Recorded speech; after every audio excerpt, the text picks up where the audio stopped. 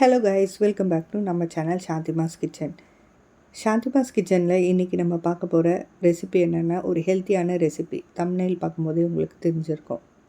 Vegetables வச்சு நல்ல ஒரு ஹெல்த்தியான ஈவினிங் ஸ்நாக்ஸ் தான் இன்றைக்கி நம்ம பார்க்க போகிறோம். இந்த ஸ்நாக்ஸு நீங்கள் வீட்டில் செஞ்சு கொடுக்கும்போது வீட்டில் இருக்க குட்டீஸ் அண்ட் பெரியவங்க வரைக்கும் ரொம்ப விரும்பி சாப்பிடுவாங்க. பேசிக்காக வீட்டில் இருக்க குட்டீஸ் வெஜிடபிள்ஸு இன்டேக் எடுக்கிறதுக்கு அந்த அளவுக்கு விரும்ப மாட்டாங்க. பட் அப்படி இருக்க கேஸில் நீங்கள் வெஜிடபிள்ஸ் வச்சு இந்த மாதிரி ஒரு ஹெல்த்தியான ஸ்நாக்ஸ் ஈவினிங் டைமில் செஞ்சு கொடுக்கும்போது விரும்பி சாப்பிட்றது மட்டும் இல்லாமல் நமக்கும் ஒரு சாட்டிஸ்ஃபேக்ஷன் இருக்கும்.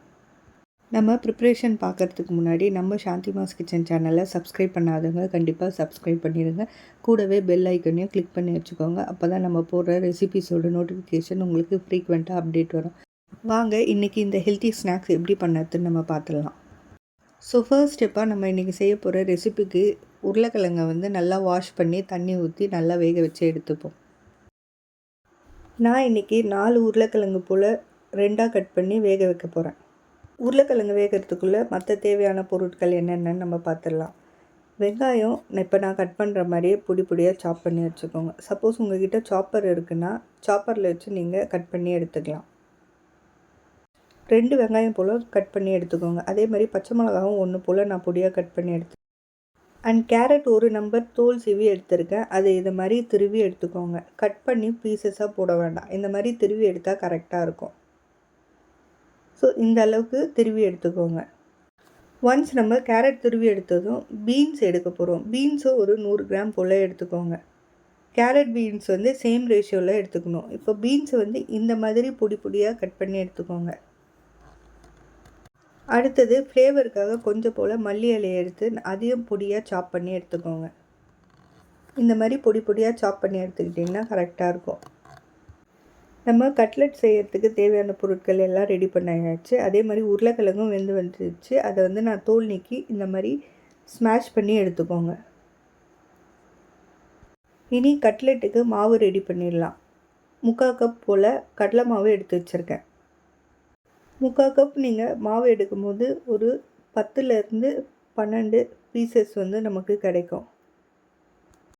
இனி கட்லெட்டுக்கு நம்ம மாவு ரெடி பண்ணி எடுத்துடலாம். ஃபர்ஸ்ட்டு நம்ம பொடியாக சாப் பண்ணி வச்சுருக்க பீன்ஸை சேர்த்துருங்க.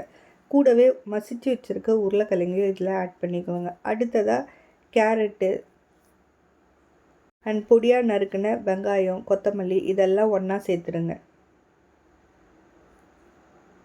பச்சை மிளகா உங்கள் காரத்துக்கு ஏற்ற மாதிரி நீங்கள் சேர்த்துக்கோங்க. நான் இன்றைக்கி 1 நம்பர் தான் சேர்த்துருக்கேன்.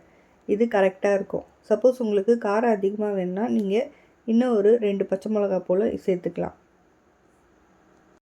நம்ம சாப் பண்ணி வச்சுருந்த எல்லா வெஜிடபிள்ஸும் இதில் சேர்த்தாச்சு. இப்போது நம்ம கட்லெட் செய்யறதுக்கு தேவையான அளவு சால்ட்டை இதில் ஆட் பண்ணிக்கோங்க. காரத்துக்கு கொஞ்சம் போல் சிகப்பு மிளகாத்தூளையும் ஆட் பண்ணி இப்போ இதை நல்லா கலந்து விட்டுருங்க. நம்ம வெஜிடபிள்ஸ் பிசைஞ்சு எடுக்கும்போது எந்த தண்ணியும் நீங்கள் ஆட் பண்ண தேவையில்லை. இப்போது வெஜிடபிள்ஸ் ஒன்றோட ஒன்று நல்லா கலந்துருக்கா. இதுக்கடுத்து நம்ம எடுத்து வச்சுருக்க 3/4 கப் போல் கடலை மாவை இதில் ஆட் பண்ணிக்கோங்க. ஒன்ஸ் கடலை மாவை ஆட் பண்ணதும் அதுவும் இந்த வெஜிடபிள்ஸோடு ஒன்றா சேர்த்து கலந்து விடுங்க. ஸோ எப்போவுமே கட்லெட் பிசையும் போது மாவுக்கு நீங்கள் தண்ணி அதிகமாக சேர்க்க தேவையில்லை. சும்மா ஒரு 2 டேபிள் ஸ்பூன் அளவுக்கு தெளித்து விட்டு பிசைஞ்சால் கரெக்டாக இருக்கும். ரொம்ப அதிகமாக தண்ணி ஊற்ற தேவையில்லை. இன்றைக்கி நான் எப்படி பண்ணுறேனோ அதே மெத்தடில் நீங்கள் ஃபாலோ பண்ணி இந்த ரெசிப்பியை ட்ரை பண்ணி பாருங்கள். தண்ணி எதுக்கு அதிகமாக சேர்க்க வேணான்னு சொல்கிறேன்னா, இப்போது நம்ம இதில் வெங்காயம் சேர்த்துருக்கோம். வெங்காயம் பிசைஞ்சு எடுக்கும்போது அதில் கொஞ்சம் ஈரத்தன்மை இருக்கும். அதனால் தண்ணி ஜஸ்ட்டு லைட்டாக கொஞ்சம் தெளித்து பிசைஞ்சு எடுத்தால் கரெக்டாக இருக்கும். இப்போ மாவு ரெடி ஆகிடுச்சு. அடுத்தது ஒரு கடாய் வச்சு அதில் 1/4 லிட்ரு போல் எண்ணெயை ஊற்றிக்கோங்க. நீங்கள் எந்த குக்கிங் ஆயில் வேணாலும் இதுக்கு யூஸ் பண்ணலாம். எண்ணெய் நல்லா சூடாகி வரட்டும். எண்ணெய் சூடாகிறதுக்கு முன்னாடி நீங்கள் இதில் கட்லெட்டை சேர்த்துடாதீங்க. இனி நம்ம ரெடி பண்ணி வச்சுருக்க மாவை கையில் இந்த மாதிரி உருண்டையாக பிடிச்சி ப்ரெஸ் பண்ணி ஆயிலில் சேர்த்துடலாம். இந்த மாதிரி கட்லெட் டைப்பில் நீங்கள் செய்யும்போது கொஞ்சம் கனமாகவே செஞ்சுடுங்க. நான் பண்ணுற மாதிரியே இதே மெத்தட்லேயே நீங்களும் ட்ரை பண்ணி செஞ்சு பாருங்கள். ஸோ இந்த அளவுக்கு திக்காக இருக்கணும். இப்போ இதை நம்ம ஆயிலில் ஒன்று ஒன்றா சேர்த்துருவோம். சப்போஸ் உங்களுக்கு கையில் பிடிக்க வரல அப்படின்ற சினாரியோவில் நீங்கள் பட்டர் ஷீட்லையோ இல்லை பால் கவர்லேயோ இதே மாதிரி ஒரு உருண்டை பிடிச்சி ஜஸ்ட்டு ப்ரெஸ் பண்ணிவிட்டு அதை ஆயிலில் சேர்த்துருங்க. ஸோ இந்த அளவுக்கு கனமாக இருக்கணும். அகெயின் உங்களுக்கு டெமோக்காக நான் இன்னொரு பீஸ் வந்து ரெடி பண்ணி காமிக்கிறேன். பால் கவரில் தண்ணியோ இல்லை ஆயிலோ சேர்த்துட்டு ஒரு சின்ன பால் மாதிரி ரெடி பண்ணி அதில் வச்சு ஜஸ்ட்டு உங்கள் ஃபிங்கர்ஸால் ப்ரெஸ் பண்ணி கொஞ்சம் திக்காகவே ரெடி பண்ணி இந்த மாதிரி தரட்டி எண்ணெயில் சேர்த்துடுங்க. இதே மாதிரி தான் எல்லா கட்லெட்டையும் ரெடி பண்ணி ஆயிலில் போட்டு ஃப்ரை பண்ணி எடுக்கணும். இது குக்காகி வர கரெக்டாக ஒரு 2 to 2.5 மினிட்ஸ் ஆகும்.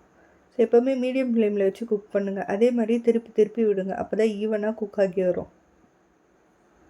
இந்த கட்லெட் சாஃப்டாக தான் இருக்கும். எப்போவுமே கட்லெட்னால் சாஃப்டாக இருக்கணும். ஸோ நீங்கள் அரிசி மாவு எதுவுமே சேர்க்க தேவையில்ல. இப்போது கலர் சேஞ்ச் ஆகிக்கிட்டே இருக்குது பாருங்கள். இனி இது வேறு ஒரு பவுலுக்கு எடுத்து ட்ரான்ஸ்ஃபர் பண்ணி சர்வ் பண்ணிடலாம். இதே மாதிரி தான் மீதி உள்ள மாவையும் நீங்கள் ரெடி பண்ணி இந்த மாதிரி ஃப்ரை பண்ணி எடுத்துக்கணும். நம்ம யூஸ்வலாக எப்பவும் போல் வடை இதெல்லாம் செஞ்சு கொடுக்கறதுக்கு பதில் இது மாதிரி கொஞ்சம் டிஃப்ரெண்ட்டாக அண்ட் ஹெல்த்தியான ரெசிபியாக வீட்டில் செஞ்சு கொடுங்க. ரொம்ப லைக் பண்ணி சாப்பிடுவாங்க. அண்ட் நம்ம இன்றைக்கி பண்ண இந்த கட்லெட்டுக்கு தேவையான ரெசிபி என்னென்னன்ட்டு நான் டிஸ்கிரிப்ஷன் பாக்ஸில் அப்டேட் பண்ணுறேன். கண்டிப்பாக செக் அவுட் பண்ணிவிட்டு இந்த ரெசிபியை உங்கள் வீட்டில் ட்ரை பண்ணி பார்த்துட்டு எப்படி வந்ததுன்ட்டு நமக்கு கமெண்ட் செக்ஷனில் ஃபீட்பேக்காக கொடுங்க.